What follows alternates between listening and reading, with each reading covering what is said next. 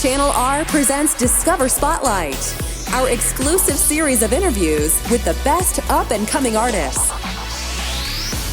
Hey, this is Tara from Channel R Discover Spotlight. Today I've been chatting to Australian-Fijian singer-songwriter Andrea Kirwin about her new album, Bloom.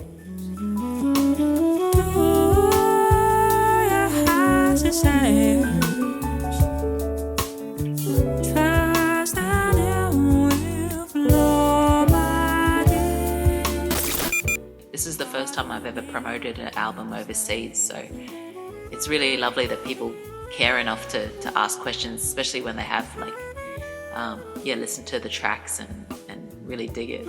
Yeah, well, it is a lovely album. I've been listening to it. I do really think got a lovely sound to your voice as well, and you can hear that you mean what you're singing. You can hear the stories behind the songs. That's wonderful. Yeah, I was hoping. I've always made music that I really feel authentically about, because I do produce as well, and it's a different thing trying to bring that out in other people's music. But yeah, this album, it's the first one I've put on vinyl because I just felt like it really captured it. So my first release on vinyl as well, which is cool.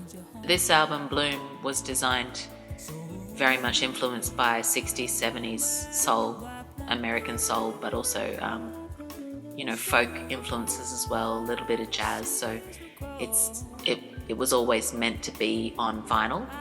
I had that in mind the whole time, and when we were mixing and mastering, and I got it mastered specifically by Ted Jensen from Sterling Sounds, Nashville, for vinyl. So yeah, it's been, it took a year to complete, which is the longest recording process, but COVID as well made things a little bit slower. But yeah, I'm really stoked with how it turned out.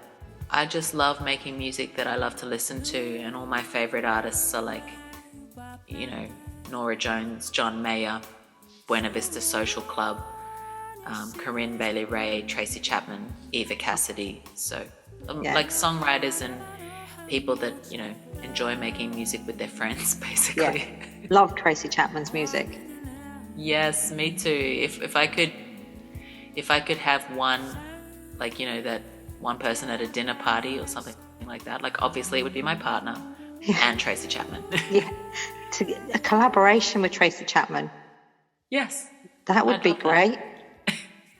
Your voices would blend so well, really. You would do well there. That would go good. Yeah. I actually do a Tracy Chapman tribute show with my band because I low-key want her to look up Tracy Chapman tribute show and see Andrea Kirwin's doing one in Australia, because I'm the only one in Australia that does it. So yeah, I should bring that back. At the moment I'm programming a local festival as well, which is a 4-day event that I'll be live streaming through my record label Peace Run Records on Facebook in September. Oh, so brilliant. if people want to tune in and watch that, you can follow my Peace Run Records page. Yeah. And it'll be featuring 36 local Australian, mostly, I think, they're all independent artists, so you probably wouldn't have heard of them. But yeah, fantastic singer-songwriters, and I love promoting independent artists as well, so that's something that I do. At the moment I'm sitting in my studio, which is a shop front, where we put on small intimate concerts, but also live stream special concerts as well. A lot of the time, and I find a lot of the time that you tend to get a lot more soul, and you hear a lot more of a story, and you can tell that there's a meaning behind a lot of the songs with a lot of independent artists. Totally. And what makes a good song is that honesty and that authenticity. Yeah. And that they mean it, and it's something that's happened to them. I love that about folk festivals as well, as discovering artists, and just, it's that one thing that I find with streaming, it's hard to engage with that in an artist because you're just flicking through songs, whereas when you're there live, you really, you'll spend a couple of songs getting to know the artist, and you can kind of hear the stories and the banter, and it's like you build a relationship. So I still, up to a couple of years ago when I just didn't have time, I would still go busking just to try new songs. And it's been a while now since COVID as well, because I've kind of been trying to like move my income from live gigs to live streaming and doing other events. But busking is something that I really love seeing as well, and partaking in when I can, because it's just that, you know, testing things on the street and seeing how people react to it is really, it's exciting. Being independent, you've got that freedom, haven't you, as well? And you've got that you're in charge. What goes out, what you want to go out, and what you feel is right to go out can go out, rather than you feeling that you're told you've got to do X amount of albums a year and things like that. Yeah, when I was younger, like when I was an emerging artist, I wished someone would come and just organize it all for me. But now, like, you know, after releasing 5 albums, I'm so grateful that I own all my own music, that I can tour when I want to tour, which is, I'll be going on a tour in November with the Woodford Folk Festival small halls, which are all like country community halls in Queensland, which is my favourite gigs to do, those listening gigs in beautiful old buildings with history. And and then just like, you know, make these decisions on albums, on the style. And one thing I did with my music was, when I was recording, I would put like an Otis Redding song and a Norah Jones song or a Corinne Bailey Rae song on either side of my new song that I was working on, so that I would kind of listen to it in the flow of that, kind of like if we were playing a festival together or something like that. So that, you know, that's how I kind of have worked on my producer skills, is getting influenced by people who do that genre so well, of that kind of soul 60s and 70s live kind of, with little jazz influences. So yeah, it's been a really fun process, because doing it myself means that I build up that skill set, and now I can offer it to other people as well. Yeah, and if you're working in that circle and you like being in that circle as well, as you say, you've got a bit more experience, which you then give out to other people, and they can then give out to people, and it's like that, you can all share that and all help each other. Yeah, totally. It's the independent music scene is really cooperative and collaborative. Yeah. So it just feels like, you know, occasionally I'll get an email from someone saying, hey, I can't do this gig, do you want it? And it's so wonderful, especially during COVID, when a lot of gigs have disappeared, that we're all kind of looking out for each other.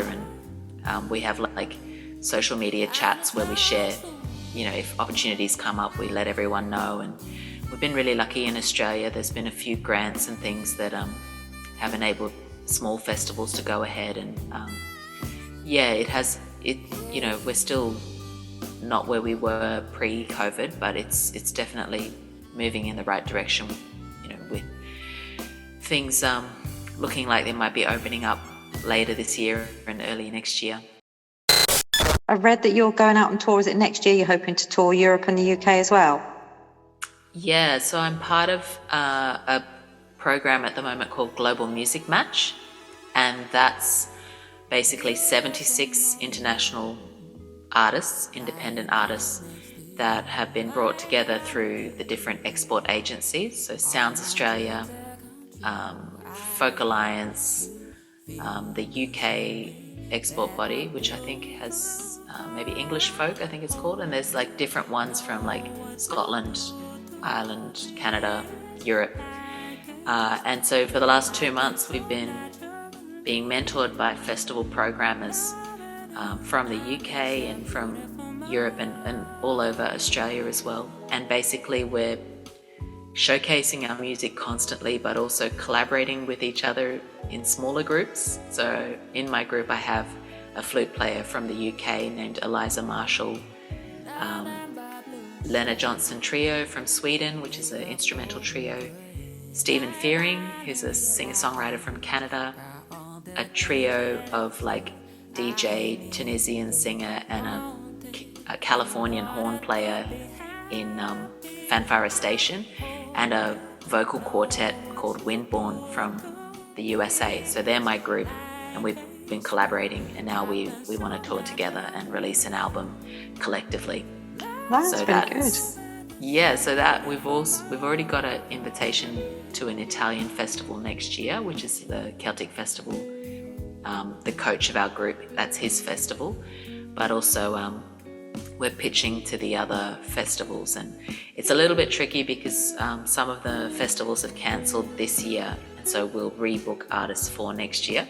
Yeah. So whether we get to the UK next year or the year after, yeah, it's definitely a goal to get over there. When somebody mixes it up like you do, and you have all that difference there, and you can hear all the different warmths and the different ways of singing, it keeps you interested. It keeps you wanting to listen to the next. Yeah, absolutely. My like musical influences are really broad in that way. You know, at university, I really got into South American and Portuguese rhythms. But then my first band, the drummer studied African drumming, and so all of a sudden there were these different rhythms and things, but I tend to gravitate more to like the soul genre, but almost folk.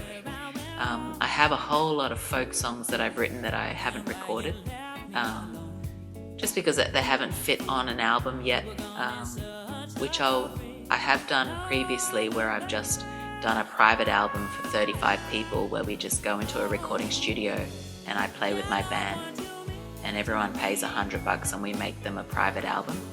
So that would be the kind of setting where I would do just an album of songs that I maybe wouldn't put out as a fully funded, you know, Album. but just like this little exclusive, private album. That's a really good idea as well, though. That is really good, yeah, because then it's also more personal to each person that's got that album. It's not just an album that somebody signed, it's actually a private album you've only made for a certain amount of people, so it's got that more personal to it. Yeah, totally. And we did that. There's a couple of videos on YouTube that you can find with songs like, they are a little more folky, so it's Young, Wild and Free, Winter Moon, and Holding On.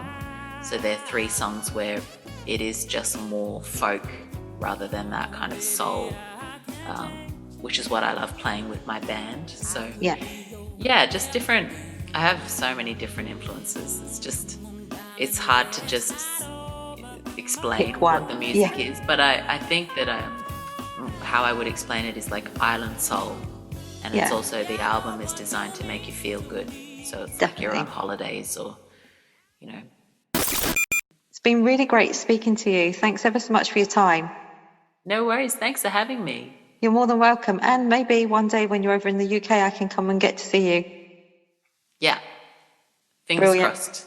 Yeah, definitely. Will you take care of yourself? You too. Thanks so much. You're welcome. Thanks, Em. Bye-bye. Bye. Channel R Discover. The best up and coming artists are right here.